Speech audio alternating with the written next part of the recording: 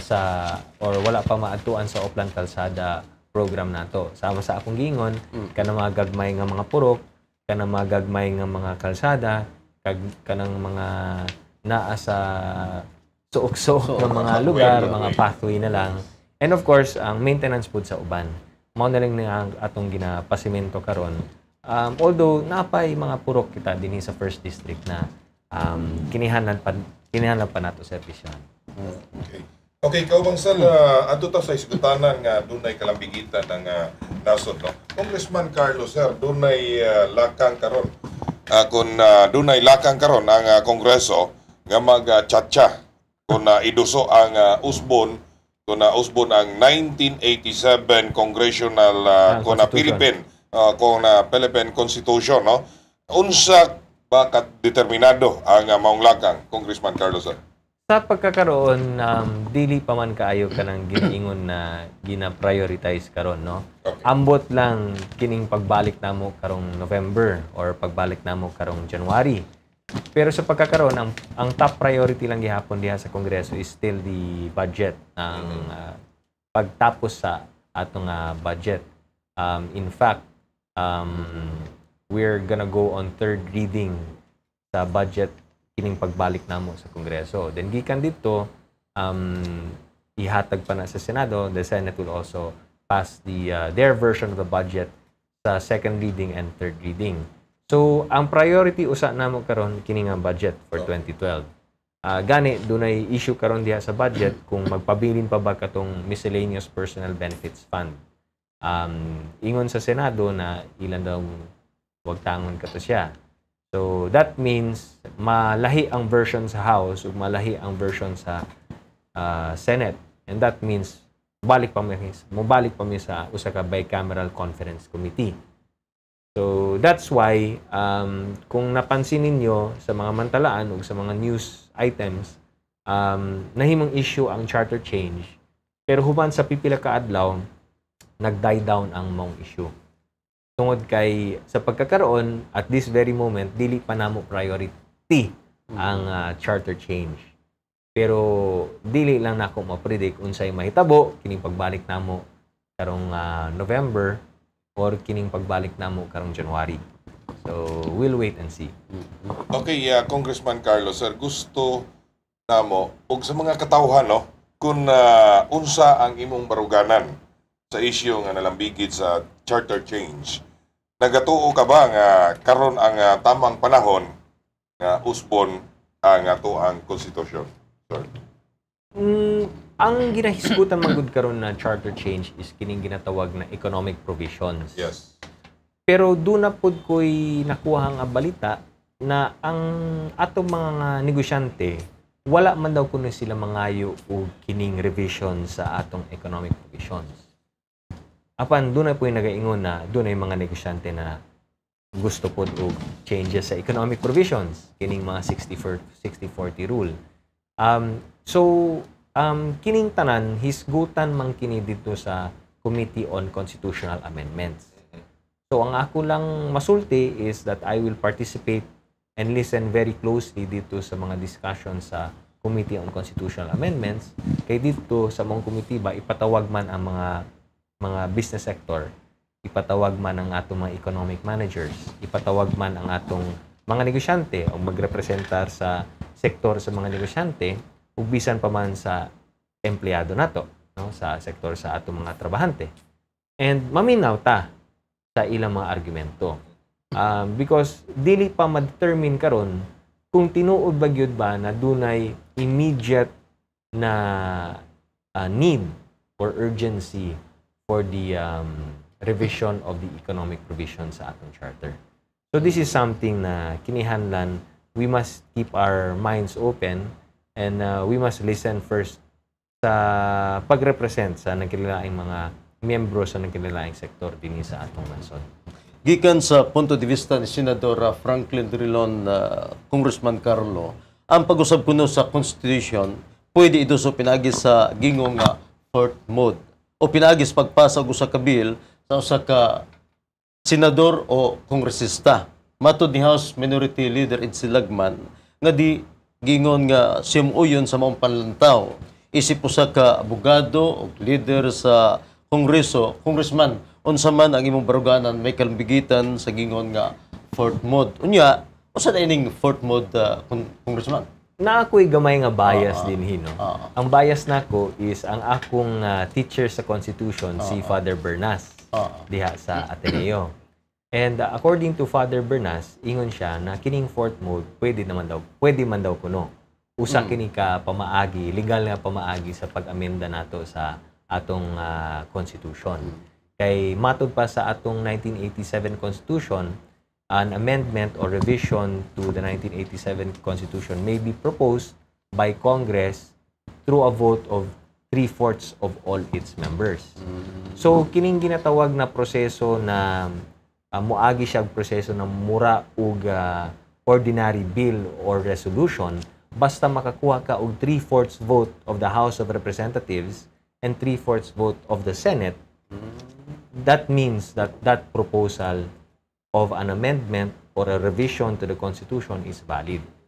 Kay wala man nakabutang dito sa atong Constitution kung unsa ang strict rules or procedures na atong sundon in terms of amending the Constitution. Wala man siya nag-ingon na kinihanlan ang House of Representatives ug ang Senate nasa usa ka venue.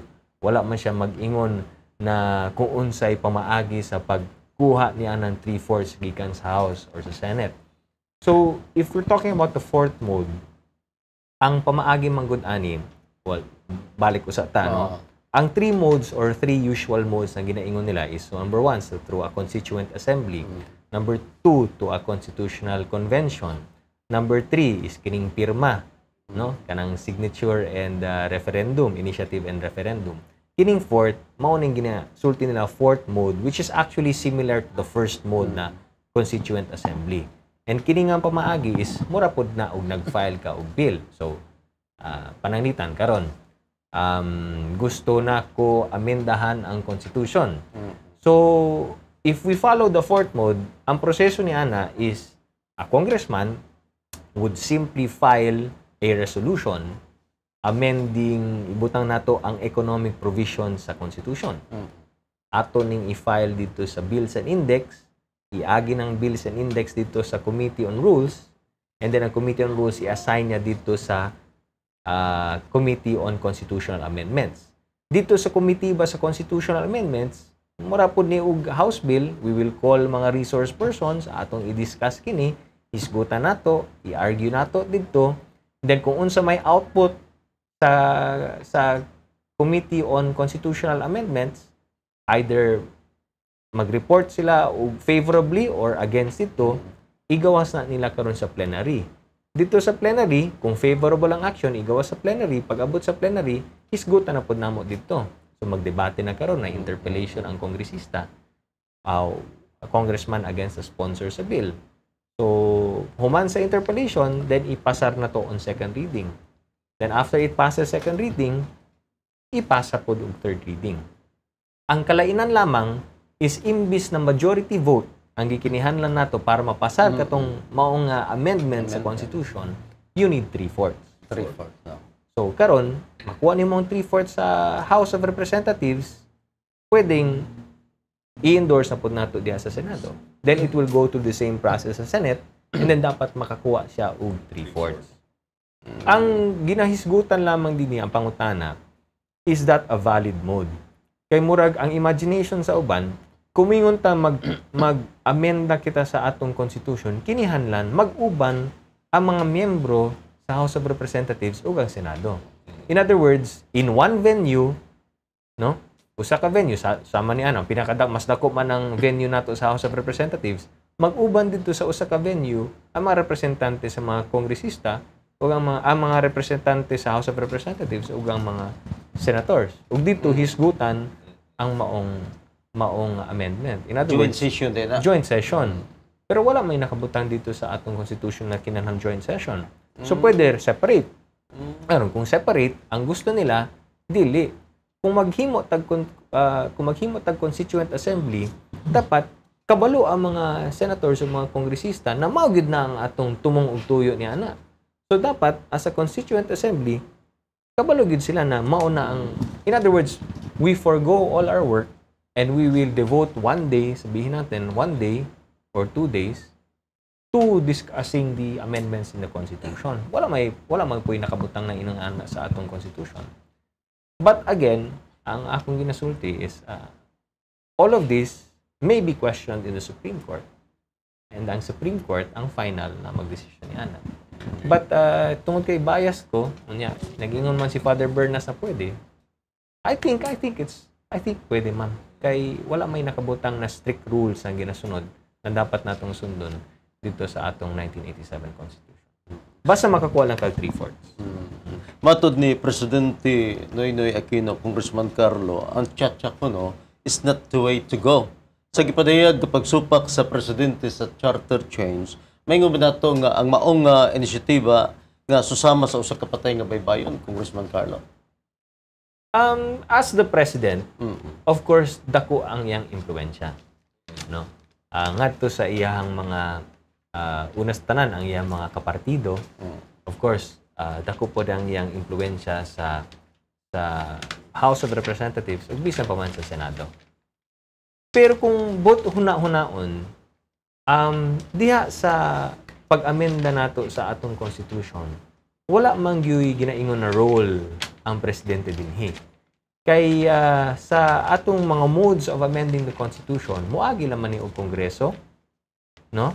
Moagi lang man kini og Constitutional Convention, or moagi man ni sa atong katawhan pinaagi sa initiative and referendum. Now, in all three modes, wala man magkinihanan og pirma sa Presidente dinhi. So, technically speaking, the President is really not part of the kanang proseso. Diba? Technically speaking, bisan pa man dili gusto sa Presidente, pwede lang gihapon ka na ipadayon. Or pwede lang gihapon ka na moagi sa procedure even without the President supporting it. Pero of course, the reality of politics is dako kaing role ang Presidente dinhi. In other words, kung moingon siya na dili siya gusto ani, then maimpluwensyahan pud niya ang iyang mga kapartido, ang iyang mga kauban, ang mga kaalyado diha sa House of Representatives ug sa Senado na dili suportahan ang maong pamaagi or maong inisyatibo. So, technically speaking, it's not, but we have to understand that the President carries a big influence. Sir, makita sa website sa kining MILF, no, ang ilang panawagan sa katawhang Pilipino og mga leader nga sama nimo nga suportahan ang Tchatcha. Pasabot nga nakita sa MILF nga pamaagi kung pinaagi sa Tchatcha legal nga mahatag kanila ang substate or kining ancestral domain nga ilang ginapangayo. Unsay imong reaction kalabot ni Congressman Carlos? Ang kinihanlan dapat nato masabtan with regard to charter change, bisan unsa nga mode kamo kita moagi sa charter change, it will still have to go through a plebiscite. In other words, pagbotohan lang gyapon kini sa katawhan. Okay. So tinuod man gani nga moagi kita sa usa ka proseso, whatever mode it is, whether ba mag-constituent assembly ba kita, or mag-elect ba kita og mga con delegates, or mag-initiative and referendum ba kita, ang ending ni ana is pagbotohan kini sa katawhan. So ako na lang let's manage ang expectations sa ato mga kaigsuonan ng mga MILF. Na una sa tanan, pwede nato hisgutan ang Bangsamoro State, no? Dito sa hisgutan ng pag-amenda nato sa atong 1987 Constitution. Okay na, walay problema. Pwede na hisgutan diha sa Kongreso. Okay na, walay problema. Kung gusto sila na isulod nato kini sa as a proposed amendment or as a proposed na revision sa atong Constitution, walay problema. Pwede natong isulod ka na. Ang pangutana lamang is kung kini ba nga Bangsamoro State, dawaton ba kini or ug suportahan ba sa atong mga katawhan, sa mga Pilipino sa mga botante. Kay at the end of the day, human aning unsa man proseso ang ating agian-an. Human at the end of the day, kini ato ning ihatag ang maong proposal sa atong katawhan. Sa mga Pilipino, mga botante, ug pagbotohan nato kini. So ang pangutana lagi diha is kung uyon ba ang katawhang Pilipino nga modawat anang proposal sa substate. Mao lang ning ako, no? Pwede nato isgutan kini, pwede nato isulod kani, pwede nato i-propose kini kung moabot man kita sa punto na mag-charter change kita. Kaya wala pa ba tayo sure kung mag-charter change pa ta or dili. But at the end of the day, ang Pilipino lang gihapon ang mo'y magdesisyon kabahin ani. Kung musuporta ba sila ani or dili, mao lang ang akong ikasulti ana. Kay we have to manage. Kasabot mo, kining nahitabo diha sa ancestral domain, nagkabungkag-bungkag kining atong proposals on kining mga peace talks nato kaniadto tungod kay gipramisan ani unya kinihan palig charter change unya nasuko tungod kay wala man mahatag etc. etc. So karon pa lang daan i-manage nato ang expectation. And at the end of the day, ang ako lang ginaingon, ang ako lang ginasulti, ang punto lamang nako is kinihanlan kining maong idea of a sub-state, kinihanlan dawaton kini sa atong katawhang Pilipino, kinihanlan suportahan kini sa atong katawhang Pilipino, and we're talking about majority of the Filipino voters who will vote for or against this proposal. Okay, pero sa ako ang nahibawan sir, doon na mga hungihong ang ilahang gusto mahitabo nga mamahimong substate, maulan daw ko to ang pagabutuhan. Or halimbawa, diri sa Davao, ang ilahang gusto, ang taga Davao lang daw. No, na hindi pwede. Tungod kay, we're talking here about a constitutional amendment or even a constitutional revision. Actually, a revision is mas bugat kaysa sa amendment. Yes. And in fact, when you're talking about ang Bangsamoro State, yes, revision sa constitution ka na. Kay murag ato nang i-divide ang atong, well, number one, i-divide nato ang atong nasod, or number two, naglahi kita og sistema of government. Kay kung magbutang tag Bangsamoro State, whatever, kung sa mang klaseng estado ba na, whether it's a federal state, kung ibutang natong federal state, murag diri na ta sa federal form of government ang atong ginahisgutan. And that is a major revision of our government structure. So major revision ka na sa atong constitution. Dili na siya pwede pagbutuhan lamang dito sa atong proposed Bangsamoro State because we are revising the constitution. And very clear under our 1987 Constitution na any revision or even amendment to the Constitution magkinihanlan og plebisito na pagkabutuhan sa atong katawhan. So, kinatibukan gikan sa Luzon, handon sa Visayas, handon sa Mindanao, sa tanang isla sa atong nasod, ang tanang Pilipinong botante kinihanlan desisyonan na nila kung ilabang dawaton kining maong idea, ilabang suportahan kini, muuyon ba sila? Kay kung dili sila muuyon, ug mapildi kini maong nga proposal, wala tay mahimo. Kay mao ni ang tingog sa katawhan. Okay. So ay kadlok nimo nga banabana Congressman Carlos sir, doon na ba'y mahitabo nga charter change, no? Kasamtangan nga administrasyon. Akong i-qualify ang akong tubag.